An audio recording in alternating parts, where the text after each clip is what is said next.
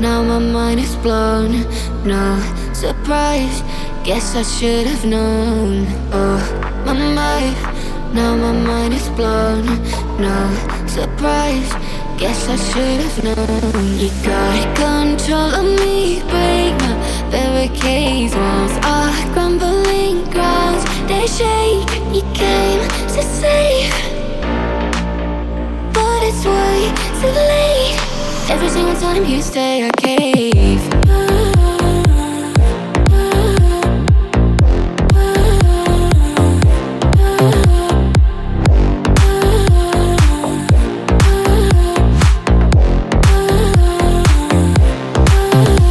You got control of me, break my barricades. Walls are crumbling every single time you say I cave. You got control of me, break my barricades. Walls are crumbling every single time you say I cave.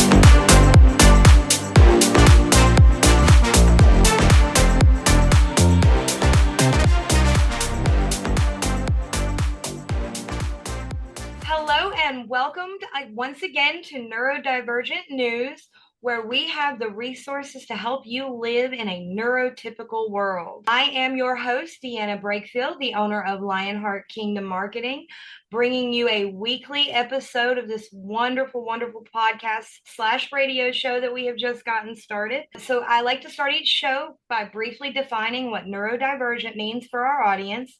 And it simply means anyone who doesn't process the world quite like you do.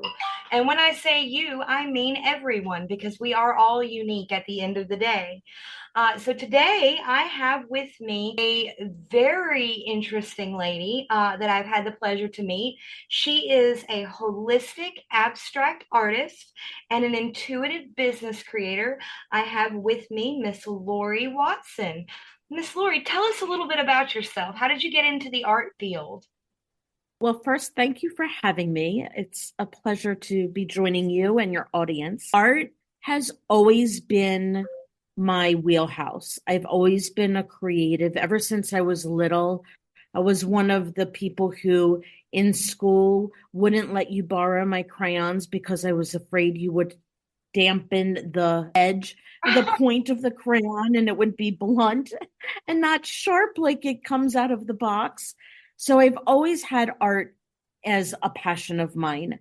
And I went through school and I attended MICA, Maryland Institute College of Art, and I started out my college career in advertising design, commercial art. But then I decided that I didn't want to be told what to draw and how to draw it, and I went into teaching.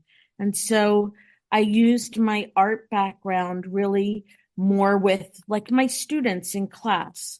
But as I got older and as, life happens, and I've been through 2 divorces and struggled with my miracle babies, my twins, and other things throughout life, I realized and found that art was always my saving grace, so to speak. It's what I always turned to when I needed stress relief, when I was angry and I needed to express myself and I didn't want to punch a hole through a wall. I picked up the brushes and a canvas. So it's always been a part of my life. It's gotten me through some really tough times, and it's also allowed me to celebrate some really special times. And as I was on my journey, I realized that what I've done for myself, I can do this for others. And so that's how I came to the place where I am now. It sounds like it's really been a significant through line in your life, that it has allowed you to grow, and it's been a real help for your mental health. Yes, definitely. I think that abstract art specifically, because there are no rules with abstract art. One of my main statements that I share with my clients is that if you're thinking about rules, you're not doing abstract art. Like there's always rules with theory and where line or shape or color theory.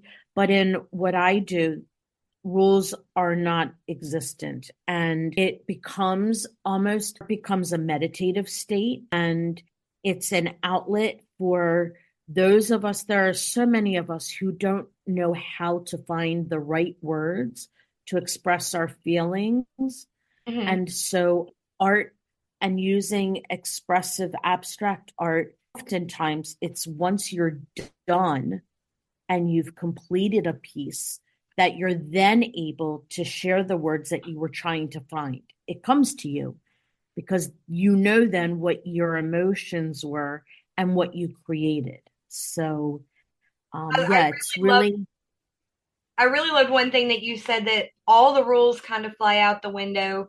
I know as a neurodivergent, a lot of times we don't like being told what to do, and we definitely Right. don't like being told how to create things. And so that sounds ideal. You said you were in the education field. Tell me a little bit more about that. What was it like being a teacher? So I'm still a teacher. This is my 35th year in teaching, and Congratulations. I work with students currently who are in high school Hmm. who have learning disabilities. I'm certified in special education, so working with students with neurodivergent needs is my back wheelhouse. And, being able to understand children and adults with neurodivergent needs and being able to allow them to have an outlet for expression, and even using abstract art with my students with organization and things like that.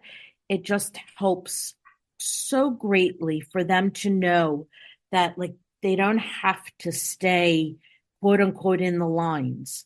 It's okay if you color outside. It's all right. We're all different. We all have to learn how to accept each other. We're all human beings walking with a purpose on this earth. And I just really have seen how abstract art can turn someone around, adults and children, teens, in terms of their mental health and well being, and just feeling heard. Hmm. Let me ask you this. Since you are a teacher with 35 years experience, do you find that it's more or less difficult to get your neurodivergent students engaged in the process? I think it's sometimes a little more difficult. And I think that's only because of the way our society works these days. I find that many of my students are in that immediate gratification mode. I find that in school specifically, I think that it's different if you're outside of the classroom. And I also think it depends upon the makeup, so to speak, and the culture of the school where you may be teaching. But I find that a lot of my students, unfortunately, a lot of schools have cut their art programs. A lot of schools are saving money and budgets by cutting the arts, whether it's music or things like the visual arts. And our kids are not as exposed to it as they used to be. And I feel that it's a harder buy-in for them because of that, because they haven't had that experience. But once they start and once they get messy and use, I believe also that our God gave us 10 free brushes, our fingers on our hands. Yeah. And right, no need to go out and buy supplies. We all have paper around or a wall, and we all have 10 free brushes, which are our fingers on our hands. And I find that once they get started and they realize that the no rules rule is actually the rule, if that makes sense, like they realize there are no strings attached to it, they then start working freely and really then get involved and get into it. I can definitely agree with the paintbrushes thing. I mean, I have 7 kids, so I've gone through the toddler phase many times, and I can tell Yes. you that their first canvas is their high chair tray, and their first paints are whatever baby food you throw in front of them. So, and they Very will get true. beautiful pictures for you. They will. That avocado never looked so good, right? Do you find that once they finally do let go, whether we're talking neurodivergent or neurotypical, that they kind of get that exuberance like a toddler, or do they stay reserved? Yes. No, I think that they find it's interesting. A lot of students sometimes are more hesitant just because of the social dynamic. They Hmm. don't always want to show their joy, which is very sad to a point because they're worried about what others think. But once one student starts, it's like a domino effect. And then everyone is just jumping into it. And those who may not and who may be a little bit more reserved, they eventually come around and they see that it's a safe space. There's no judgment whatsoever. And they then start to loosen up and then they start to feel comfortable and confident and more realizing that they have a purpose and that there's a purpose to what they're doing. And when they realize that there's a purpose, and when whether you're a neurodivergent or a student or not, I think that any student needs to feel that they are validated and they are worth something Hmm. and they're not just a body in a chair, right? When you are able to establish that type of a relationship, then that's when things flow. And art is like a bridge to do that, no matter what subject you teach. So I know that when we spoke during the pre-interview, you used a phrase that I found extremely intriguing. Using art as a calming, powerful place. And that's a lot of what we're talking about. But can you dive into that a little bit Mhm. for me? Yeah, so it's actually data driven and scientifically proven that when you are in a creative state of mind, in a creative flow, your brain is actually working in a meditative state. Hmm. And art allows for you to create like a bubble of focus. You're focused on what you're doing, but your mind also is separated a little bit. Where with the holistic abstract art that I do and the creating, it's a lot of it is intuitive. And so with that, I don't want you to think about what you're doing. I want it to come naturally, intuitively.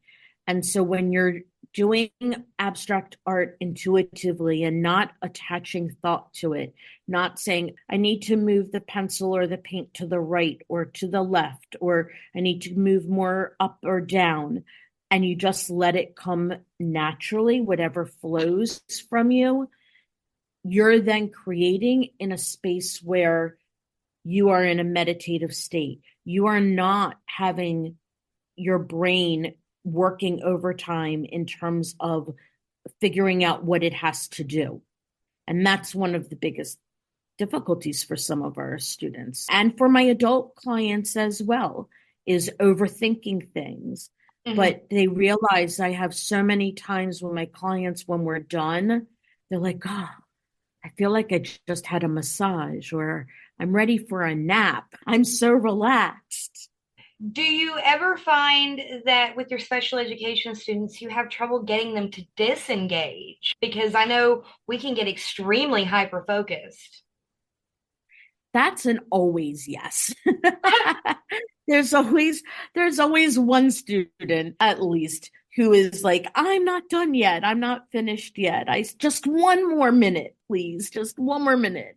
And I give them the minute, but we also have to learn that there are parameters and time for things. And while I'd love to continue with them, there's a point in time that we have to end because I have other students coming, or for my clients that I work with, that I have other clients scheduled who have appointments with me, and that there's a stopping point. But I always share with them that while you may not be finishing right here in the now moment, that it's always open and available for you to continue and to continue at home on your own, or to continue the next day, or to continue within a new session, whatever it might be. Abstract art doesn't have an end until you tell yourself it's done. So I know you call it abstract art, but I'm going to ask a touchy question. Are It's you fine. restricted in the mediums that you use? Is it mostly like paint and charcoal, or do you expand and do like found art? So I use everything. I think abstract, actually, I take the term literally. It's Okay. whatever speaks to you in a creative mode. Now there are certain abstract art activities, let's call them. I'll use the word activities for lack of a better term at the moment, based on the intention that is being set. And for my adult clients who I work with, based on what their intent is and their need is with our session, some materials work better than others based on what I'm going to do and ask them to do. Paint sometimes works better than colored pencils, but sometimes colored pencils and magic markers work better because I want my client to feel the pressure that they're putting on the instrument that they're using, because that opens up a lot of doors for emotions and feelings and dialogue. So it really depends. I have done abstract art activities where we use nature materials, leaves and sticks, stones and pebbles. So it truly is abstract. There's nothing set where if you work with me, you're only going to use charcoal or paint. It's wide open. It sounds like it has a lot to do with, I'm not sure if you're familiar with the concept of free association writing. Yes, It sounds like it's very, very similar where you just start and let it just pour forth. exactly. Instead of writing in a journal, you're putting it on a canvas. I like that. So I am not a fan of the segue, and I don't like to jump around, so I warn people that I'm about to change topics. So I ask all of my guests, what is your most unusual hobby that you have developed? So it's going to definitely still come back to art. That's fair. But I think that I collect objects that are household objects that have a texture to them. So I might be in a flea market and see a very old, let's say, strainer or, oh my goodness, bathtub plug, anything that has scrub brushes, anything that has a texture, I collect it because I use that in my artwork. I have a feeling your art room looks like the stereotypical artist room where it's everywhere. Well, I live in an apartment with my twins who are 13. And so my little space that I have carved out in my living room for my art area is quite crowded with paints and things all over the place. There's even a little, I hate to admit it publicly, but there's even a little black splatter paint that went in the wrong direction on the wall. I imagine that's an occupational hazard to an extent. Right. Well, is please forgive me, I do stutter from time to time. You told me a story about a specific teacher back in your day you credited with a lot of where you've gone with your life. I would love to hear that story and have you share it with my audience. So in elementary school, I was one of those kids who was, I guess you could use that label of a goody goody. Excuse me. And but I always struggled in the area of math. And in sixth grade, I had a math teacher, a male math teacher, and he had shared with me, he sat down with me one day because he knew I was getting very frustrated. And his words to me were, Lauri, I don't ever want you to forget that you are smart and you can do anything you set your mind to do. And he just had that faith in me and instilled a positive sense of self with me. And it's because of him that I actually went into teaching. And I was fortunate enough in the beginning part of my teaching career to actually have a teaching position at my old elementary school where he taught me, and was able to share with him that I'm here full circle now. I'm now giving back what you gave to me to other students. And so I just always try to keep him in the front of my mind at the start of every year.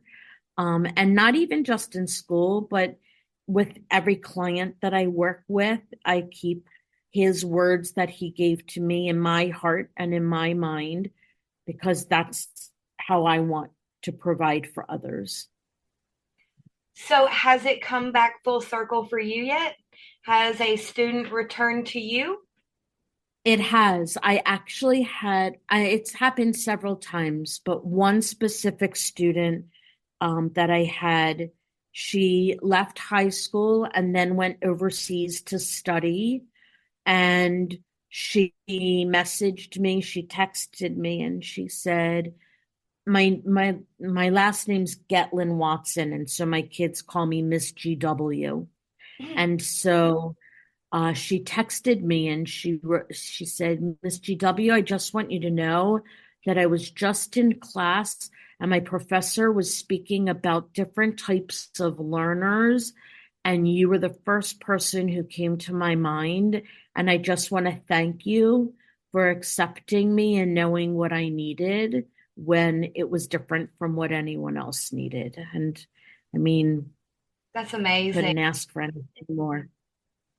So she mentioned different types of learners. In your experience, is there a specific kind of learner that struggles with what you do? No, not really. I mean, I have to say, I think that if there's anyone who has any difficulty with maybe texture, and sensory issues, sometimes that might be something we have to look at. Maybe using your hands in paint isn't the best idea, but we work slow, and try and make it so that it's a comfortable exploration for people. Like, take one finger. Let's just dip our tip of our one finger in and see how it feels, and do that. And then before you know it, the whole hand is in. I was going to say, I imagine there are quite a few of your neurodivergent students that balk at the idea of putting their hands in the paint just from the stickiness and the tackiness being on their Right. hands. But I'm sure they also, once you get them to actually do it, they light up like little kids. It reminds them of kindergarten. Exactly. It's like the top 100 top things I learned in my life, I all learned in kindergarten, right? Yes, ma'am. Well, you also told me that you have a couple of exciting projects coming down the pipeline in the next few weeks. Would you like to tell us about those? Oh, sure. Thank you. So I currently am hosting a 5-month container, which is for healers, light workers, and coaches. And it's where I work with them and show them different types of abstract art that they can use with their clients. And that is called the Healer's Brush. And we just started, but there's always room. Doors are always open. And I'm also working one-on-one with people as an intuitive business creator, where I am able to tap into energy and I am able to download specific ideas related to abstract art that will help you as a business owner provide for your clients in any area, from photographers to coaches, any business that you might be in. And I also have lots of free workshops that I offer in my Facebook group. And so people can reach out to me and find me, Lauri Getlan-Watson, Getlan-Watson. And Lauri is Lauri. My mom decided not to give an E to my name. So you can find me on Facebook, or if anyone is interested in contacting me via email, please feel free to reach me at Lauri, Lauri, at Lilies and Poppies, LILIESandPOPPIES.com. I love it. I have one more question. You were talking Yes. about using abstract art in business. What does that usually look like for the average client? That's very fascinating. So a lot of my clients work as coaches and help people work through limiting beliefs, the stories we tell ourselves, why we can't do things, Mm-hmm. trauma from childhood, wounds, even working through processes of building a business. And oftentimes, these coaches want to be able to add to their toolbox. A lot of people do the same thing. What I offer business owners is an option to pull out of their toolbox that no one else does, and to be able to allow them to offer this to their clients. So I just did a session with a healer who's also a coach, and we looked at goal setting, and I walked her through an entire lesson using abstract art based on goal setting and fears and where they want to be in the future. And they, learning through that, can now use that same exact technique with their clients. And it was just such an incredibly special session that we had. It was actually just last night. And the energy from what we did together and what they put down on their canvas was like spot on. It was crazy. I can't even, the things that I come up with and I download and the energy that's exchanged, like I can't make these stories up. It's fascinating. So that's what I do for others. And I feel like being able to work with other people and coaches allows for me to touch more people, because they have their clients that they can then take my methods to. Absolutely fabulous. I want to thank you so much for your time today, Miss Lauri. You have been a fantastic guest. It has been a pleasure to get to chat with you. And I'd like to remind my Oh, listeners that if thank you would you. like to get in touch with Miss Lauri, you can find her information in the blog bio for this episode. And once again, that is Miss Lauri Getlan-Watson. Thank you so much for your time. See Oh, everyone thank you next for week. having me.